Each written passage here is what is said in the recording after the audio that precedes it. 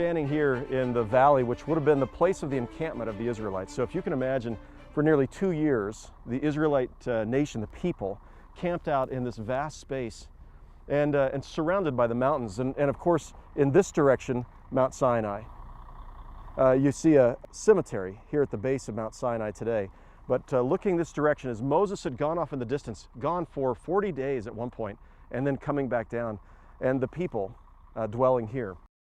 While Moses is on top of Mount Sinai, God gives explicit instructions for the building of a dwelling place for God, a house of God among the people. And it would be like their houses, a tent, something that could be moved easily. It was called the tent of meeting, or the tabernacle, and it was both a place of worship, but it was also the symbolic house of God among the people. And interestingly enough, 15 chapters of the book of Exodus is dedicated to describing this. So from chapter 26 through chapter 40, most of those chapters describe both the design of this particular place, this tent of meeting, describes the material that should be used, it describes the patterns that should be woven into the fabric. Now, when we think about what this was patterned after, Moses had an idea, and certainly God gave him directions as to what this should look like, but it was patterned clearly after two things in ancient Egypt's experience. One was the portable tent or dwelling place of Pharaoh. So when Pharaoh would lead his armies off into battle, he had his own tent. And when we look at the tent of meeting or the tabernacle, God was their king in their midst. His tent was set up in the middle of the camp, and the Israelites' tents were all around it, just as it happened with Pharaoh's tent and the armies of Egypt. This tent was also patterned after the great temples in Egypt. So in the temples of Egypt, you find the Holy of Holies, the most holy place where the idol was kept. And then you find an outer courtyard. And then you find the larger courtyard where altars were, where people would make sacrifices. You can still see the altars in these temples in Karnak and in Luxor. And I'd like to take you back there right now. So we've come here to Thebes, the ancient capital of Egypt, what is today Luxor. So a visit to Luxor wouldn't be complete without a stop at the Luxor Temple. And you've got to see this, it's amazing. As we walk through it, I want to remind you that the pattern of the tabernacle and ultimately the temple in Jerusalem is patterned after these kinds of temples. And earlier we saw the ruins of the temple in Goshen that Ramses II had built. Ramses II helped build portions of this temple as well. So we're going to go inside and take a look at it, and ultimately I'm going to take you down to the Holy of Holies. Let's go inside.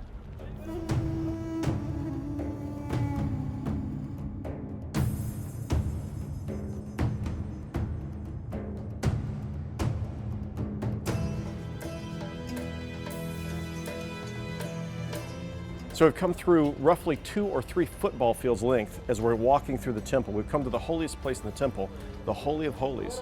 So as you walk into this room, now the alcove was not originally there. That was added during the Christian era. The 2 columns on either side also added. In the end of the age of the pharaohs, there was a room that was added in the back. But during the time of Ramses II, it was just this room. That's where it stopped. This was the Holy of Holies. And so when you walked in, there was an altar where sacrifices were made, much like the sacrifices described in Leviticus. There was an image of the god. And so Amun is the chief god of Egypt. The creator god, the god of the sun, and he would have been, his statue, his idol would have been about this tall, and then the altar in front. So let's go inside and we'll take a look around. So here in the Holy of Holies, the walls are adorned with the same image over and over and over again, actually 2 images. The first one is Ramses II offering a sacrifice to the god Amun, again, the chief god of the Egyptian pantheon. This entire temple is dedicated to him. And then over here you find Amun pronouncing his blessings upon Ramses II. And so his hand upraised, pronouncing his blessings. That's repeated over and over on these walls. So I've shown you the Holy of Holies that was built in the time of Ramses II. This temple actually predated Ramses II. He remodeled it and added to it and made most of the things you see in it today were built by Ramses II. There are actually 3 Holy of Holies here, and this is the original, this is the first one. And once more in the scenes, what you find, just like in the Ramses II Holy of Holies, is that you find the Pharaoh offering sacrifices to the god Amun. And you'll see the table with the sacrifices here, you see them in his hands up here. And so once more, the Holy of Holies in these temples was where the sacrifices were offered to the god. Food, grain, animal sacrifices were offered to the gods, the same as what we see in the Holy of Holies in the tabernacle that God gave instructions for Moses to build. So once more you see the connection between all of these things.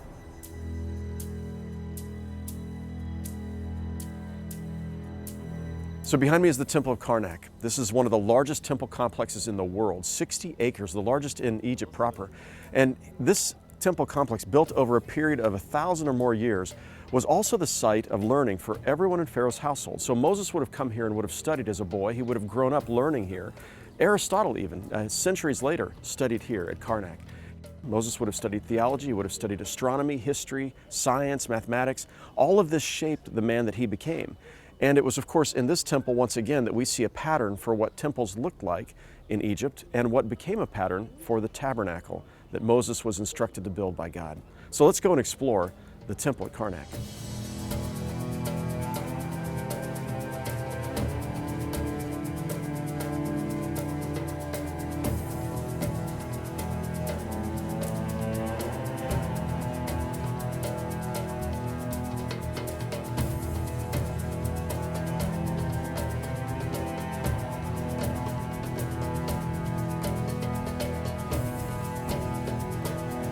So we've come through about 400 yards of temple here at Karnak Temple.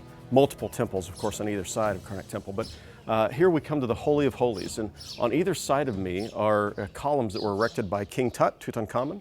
And he was portrayed as both male and female, as his father had begun to think of God as carrying the attributes of both male and female. Let's go inside.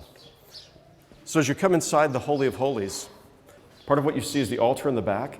When the offerings were going to be brought by the king, the high priest would take the idol out. He would march it all the way through the temple, again about 400 yards, maybe more. And then the king, the pharaoh, and the high priest would bring the idol back in, set it here, and then the offerings would be distributed throughout the temple. What was different for Moses was that God was not portrayed by an idol or a graven image, but instead there was only a throne, the mercy seat of God on top of the Ark of the Covenant, and God was invisible. And there weren't all of these other pantheon of gods. For Moses, of course, there was just one God. And that God created everything that exists. And that God transcends. You can't see this God. Only you can see his glory. So let's return to the Sinai, where the Israelites would wander for 40 years through the wilderness. As you're passing through the Sinai Peninsula, part of what you see, the terrain changes just dramatically. I mean, every few minutes you look and you go, oh my gosh, that's so beautiful. It's the desert Southwest multiplied. I mean, it's just amazing. But as I was looking around, I'm thinking, okay, the Israelites saw this. The Israelites would have experienced this. They would have passed through, and I'm thinking about taking tens of thousands, hundreds of thousands of people on this journey for 40 years and camping out in places like this. At certain points, it's desert, it's sand and just what appears to be a wasteland. But in other places, oases, and every time you turn around, different rock formations. But I want you to imagine, as you're here and you hear the Israelites complaining and grumbling about where they're living compared to living in the land of Goshen. They complain because they don't like the food. They complain because they don't like the water. They complain because they don't like where they're staying. They complain. They grumble against Moses. And what's interesting is each time, of course, Moses goes back to God and he laments to God, why did you call me to lead these people? And meanwhile, the children of Israel are thinking, we had it so much better back in Egypt, forgetting what it was like to be slaves. We had it so much better there, failing to trust in the promise of the promised land.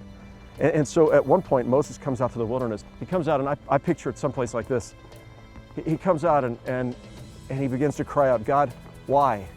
Why did you call me to lead this people? Now I'm paraphrasing, kill me now. I don't want to do this anymore. I don't want to lead these people anymore.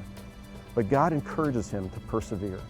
And this is one of the keys to leadership. Really, whatever you're doing in leadership, you're gonna find people complain, they grumble, they don't like the way you're doing it. If you don't want people to complain against you, don't be a leader. That's just part of leadership, is you're gonna have people who don't like the way you're doing it. And sometimes you listen to them and you adjust and you adapt, and sometimes you say, no, this is the right way to go. And that's part of what I love about Moses. He wanted to give up, he didn't give up, he persevered, and ultimately he led the children of Israel to the promised land.